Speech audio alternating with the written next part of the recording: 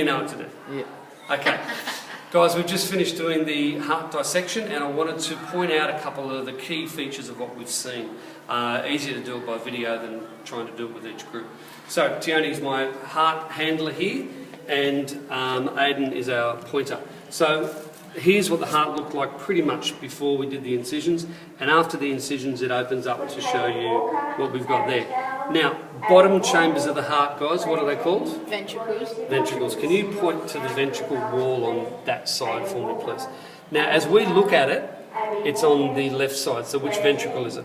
Right ventricle, good. Now, I just want to show you the thickness of the wall there. See how thin that wall is? See it probably up there. It's only about 4 or 5 mil thick between my thumb and forefinger.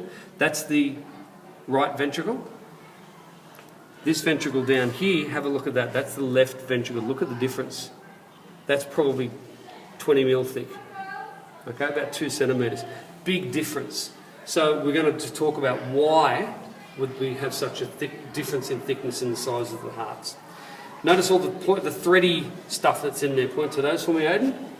So all those little bits and pieces in there, they're not worms, they're actually heartstrings. You've heard of, you know, soppy music or something pulling at the heartstrings.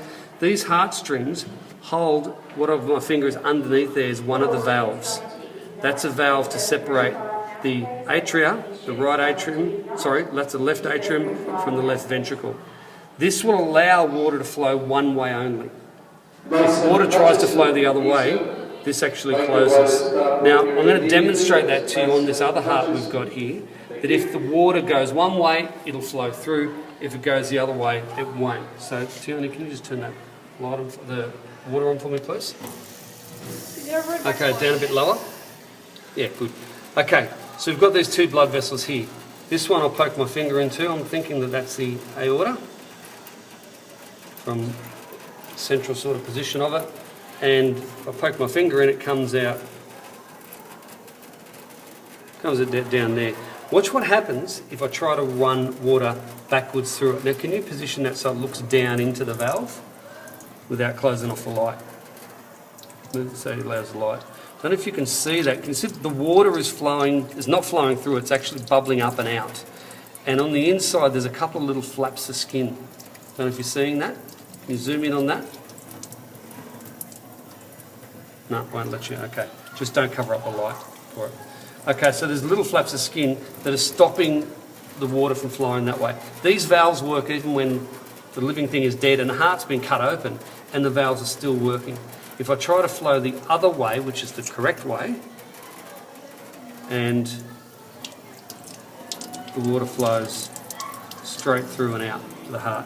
So the valves are designed to let water flow in one direction but not the other.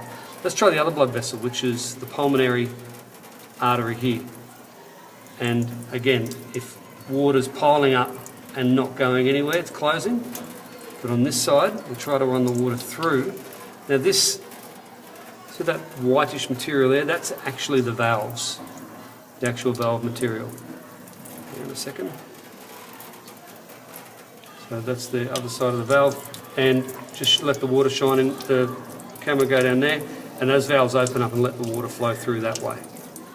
But again, go this way, and those little sheets of material close up and they stop the water flowing through. Okay, that's it.